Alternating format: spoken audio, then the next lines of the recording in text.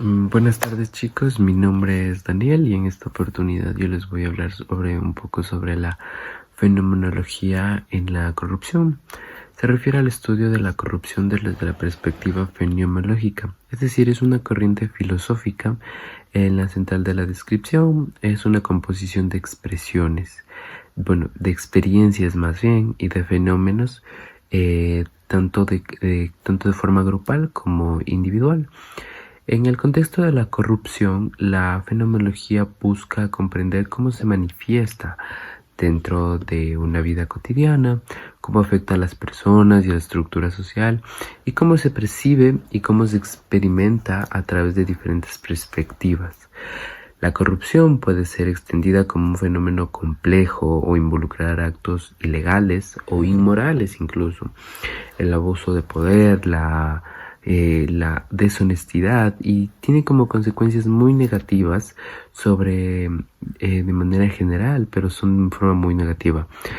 La fenomenología de la corrupción puede abordar cuestiones como la corrupción en el ámbito político, económico, social, judicial, en cualquier otra esfera que se pueda dar el fenómeno. Se puede analizar como desarrollar un factor que promueve y perpetúa como la justicia, racionalizar cómo afecta las relaciones sociales entre la confianza, la calidad de la vida de la persona.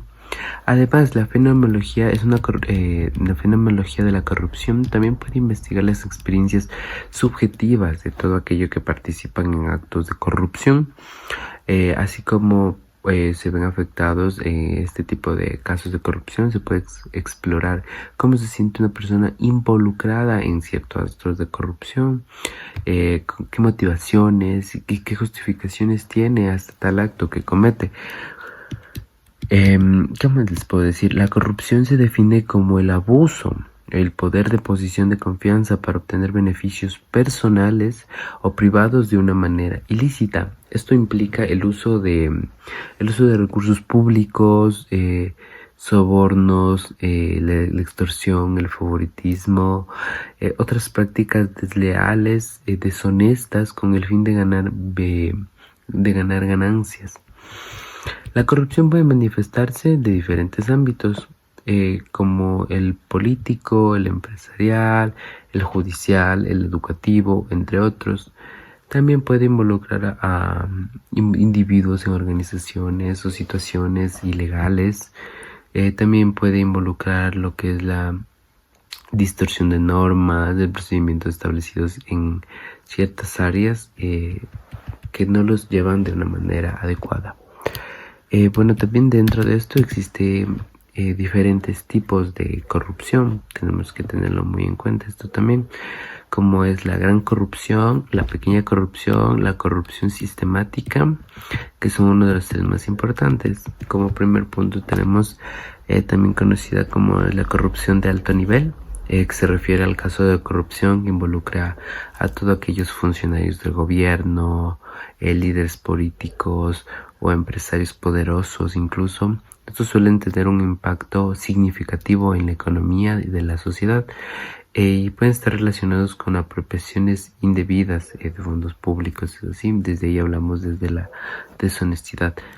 Como segundo punto tenemos a la pequeña corrupción, que se refiere al cabo de la recomposición de una menor escala que ocurre en la vida cotidiana. Generalmente esta intención entre los ciudadanos y los funcionarios públicos se ve a un nivel más interior. El ejemplo de ello es la corrupción, incluye sobornos para evitar la multa de tráfico, también obtener servicios más rápidos, acceder a beneficios públicos, que esto está muy mal desde el punto en el que se lo tome en cuenta. Como último punto tenemos a la corrupción sistemática, que es también conocida como una corrupción estructural, por decirlo así, en la que se refiere a un tipo de corrupción arraigada a las estructuras y prácticas de un sistema o institución. En este caso, este tipo de corrupción se manifestaba en funciones con la habitual organización que se vivía aquí. puede estar presente en el sector público, en el sector privado, en los dos, no existe ningún inconveniente. En la manipulación de licitaciones, son temas bastante delicados, chicos. Entonces también es importante tener en cuenta que los tipos de corrupción no se mantienen excluyentes y pueden estar interrelacionados, por así decirlo.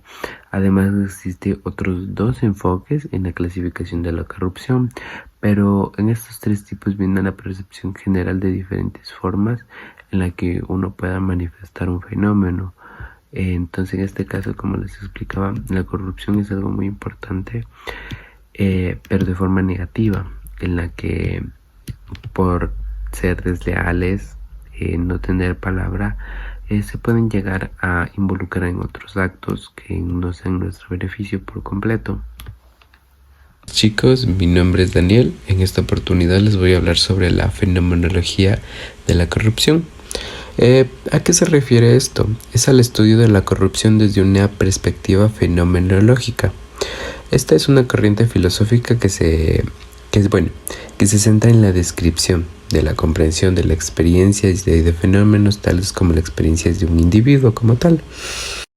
Pero bueno, entendiendo un poco más en el contexto de la corrupción, es cómo afecta a las personas o a una estructura social y cómo se percibe y se experimenta desde diferentes perspectivas.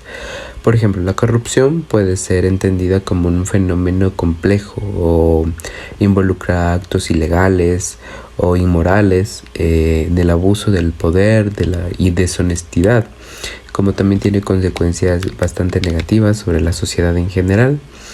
La fenomenología de la corrupción puede abordar cuestiones como la corrupción en el ámbito político, judicial o en cualquier otra esfera en el que se pueda ocupar este fenómeno. Se puede analizar también que el desarrollo de la corrupción es promovido por diferentes factores, como por ejemplo que justifica o racionaliza a cómo afecta las relaciones sociales, la confianza y la calidad de vida en ciertas personas.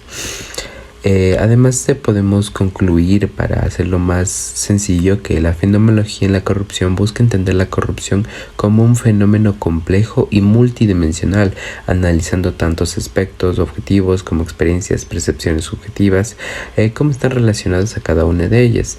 Este enfoque puede proporcionar una comprensión más profunda y contribuir al diseño de estrategias más efectivas para prevenir la corrupción, ya que es un acto muy malo que no se debe practicar.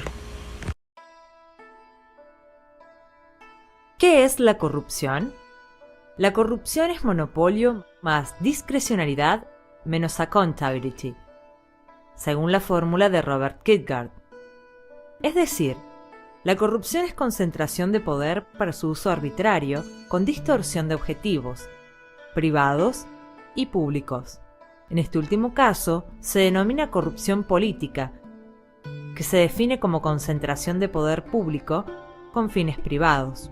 Las causas de la corrupción se asocian a decisiones individuales o a reglas y prácticas regulares que generan corrupción institucional, según Lawrence Lessig. Por su parte, los efectos de la corrupción se asocian a más costos de inversión, más desigualdad, menos confianza, menos cooperación social. Este último efecto es condicionado por la construcción de agenda, con énfasis en los casos particulares y con bases en ideología liberal. En este sentido, los índices de percepción sobre el control de la corrupción reflejan una mayor o menor confianza social. Los indicadores de gobernabilidad del Banco Mundial integran una serie de mediciones de percepción sobre el control de la corrupción en los países.